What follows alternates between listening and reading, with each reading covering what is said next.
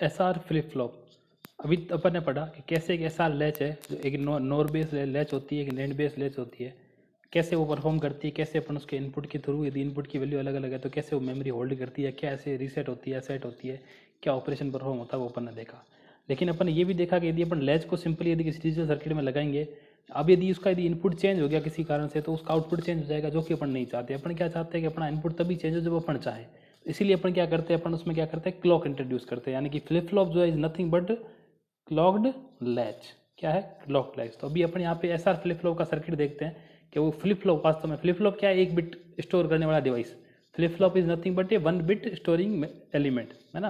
यदि अपन flip flop की बात करें तो फ्लिप फ्लॉप एक लैच होती है जो क्लॉक, जिसमें क्लॉक इनपुट दिया हुआ होता है और ये एक बिट को होल्ड करती है। तो ऑब्वियस बात है, यदि ये क्लॉक्ड लैच है तो इसका सर्किट भी कुछ ना कुछ लैच जैसा ही होता है। तो अपन है जो नैंड बेस्ड जो लैच थी, नैंड बेस्ड अपन एस आर फ्लिप फ्लॉप को देखते हैं। नैंड बेस्ड के लिए मैंने तुमको पहले ही कहा था कि तुम खुद उसका ऑपरेशन देखोगे, क्योंकि नोर का मैंने तुमको एक्सप्लेन कर दिया था, मैंने उसकी ट्रूथ टेबल तुम लोगों को बता दी थी। तो अब अपन देखते हैं कि नैंड बेस्ड जो एस आर फ्लिप फ्लॉप है उसका सर्किट कैसा होता है। भाई सबसे पहले तो ये लैच आ गई तुम्हारी सिंपली, इसमें कोई डाउट नहीं है। ये तुम्हारा लैच का सर्किट है ना। ये तुम्हारा क्यू होता है, ये तुम्हारा क्यू बार होता है। यहाँ पे तुम्हारा जो नैंड बेस होती है उसके लिए यहाँ पे एस होता है, तो मैं इसको एस स्टार मान लेता हूँ। यहाँ पे मेरा आर होता है तो मैं इसको आर स्टार मान लेता हूँ, ठीक है भाई।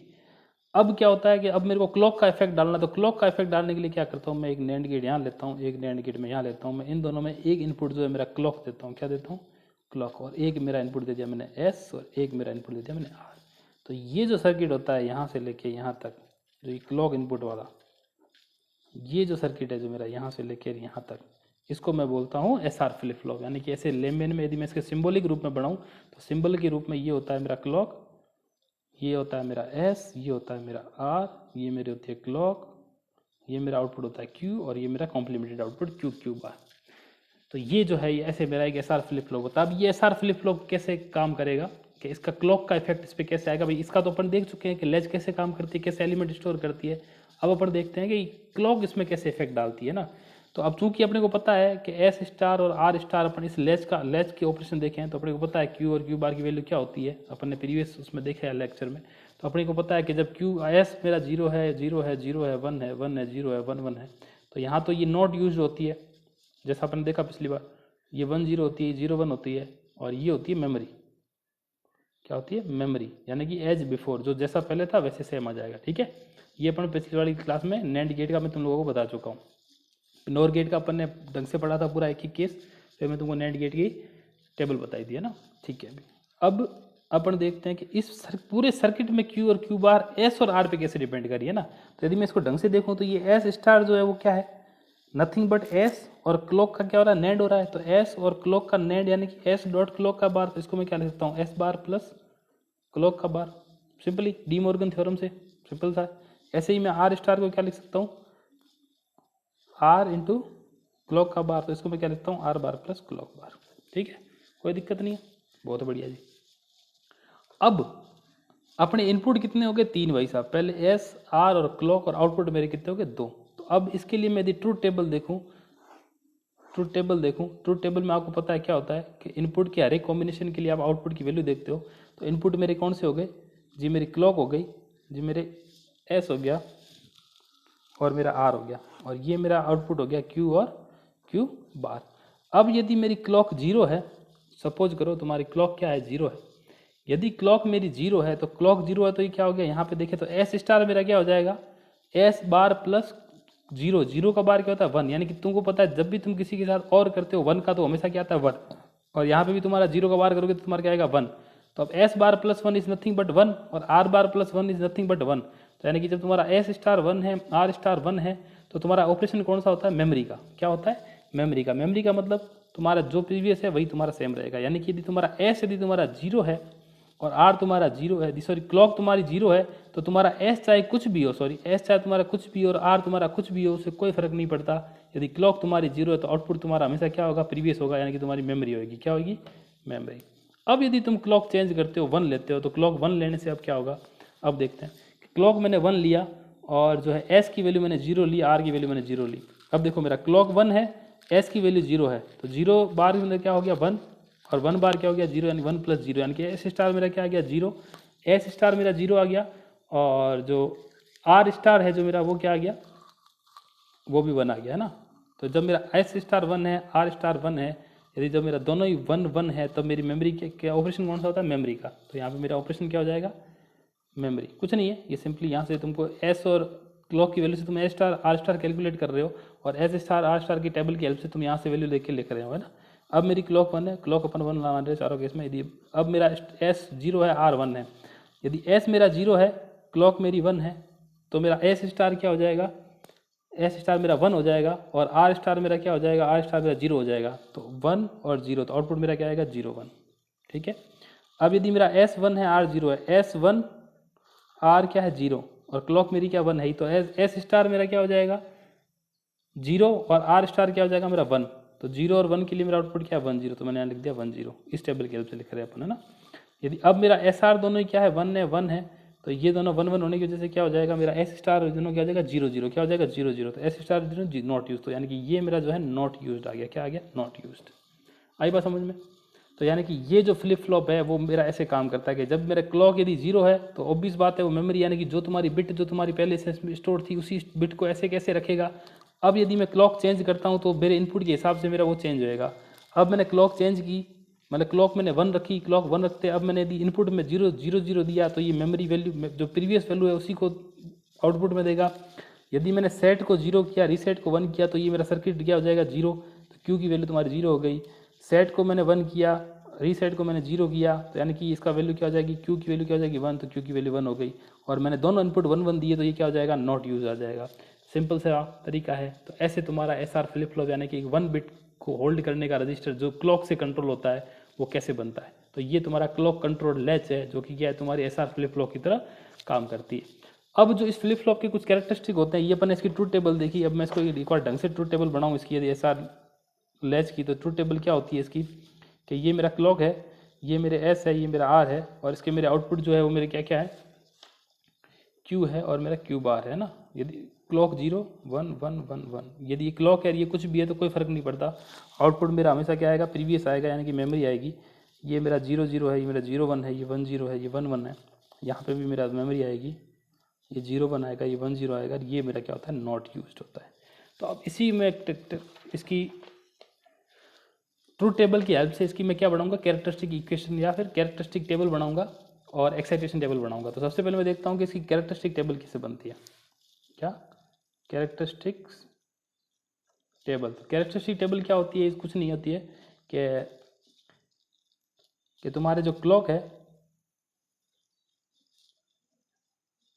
कि तुम्हारे जैसे जैसे मैं क्लॉक यानी क्लॉक की 1 यानी कि जब भी तुम क्लॉक अप्लाई करोगे तो तुम्हारा जो प्रेजेंट इनपुट यदि तुमको पता है और तुमको यदि इनपुट पता है दोनों, तो तुम्हारा आउटपुट क्या होगा, इसको अपन कैरेक्टरिस्टिक टेबल बोलते हैं। कैरेक्टरिस्टिक टेबल क्या होती है, ये बताती है कि तुम्हारे तुमको प्रेजेंट इनपुट पता है और तुम्हारे दोनों इनपुट तुमको पता है तो तुम्हारा आउटपुट क्या होगा। यानी कि तुम्हारे कैरेक्टरिस्टिक टेबल के लिए इनपुट क्या हो गया, तुम्हारे प्रीवियस आउटपुट, प्रीवियस इनपुट, तुम्हारे जो प्रेजेंट इनपुट और प्रीवियस जो तुम्हारी आउटपुट है, तो इन तीनों की हेल्प से अपन क्या ज्ञात करते हैं, नेक्स्ट स्टेट। तो यहाँ पे क्यू एन क्या है, अपनी प्रेजेंट स्टेट है, और क्यू एन प्लस अपना क्या है, नेक्स्ट स्टेट है। इसको अपन बोलते हैं प्रेजेंट स्टेट और इसको अपन बोलते हैं नेक्स्ट स्टेट। ठीक है। अब इसकी हेल्प से अपन कैरेक्टरिस्टिक टेबल बनाएंगे कि सपोज करो मेरा क्यू एन 0 था, यानी कि मेरी प्रेजेंट स्टेट 0 है और मेरे दोनों इनपुट 0 0 है। ठीक है, क्या ऐसे समझो, और क्लॉक तो हमेशा 1 है ही, तो ये चारों क्लॉक 1 है, तो यानी कि अपन इन चारों को काम में लेना है। अब ढंग से देखो कि जब मेरे इनपुट दोनों 0 0 0 0, तो इसका मतलब क्या है, मेरा आउटपुट क्या है, मेमोरी। मेमोरी का मतलब जो प्रीवियस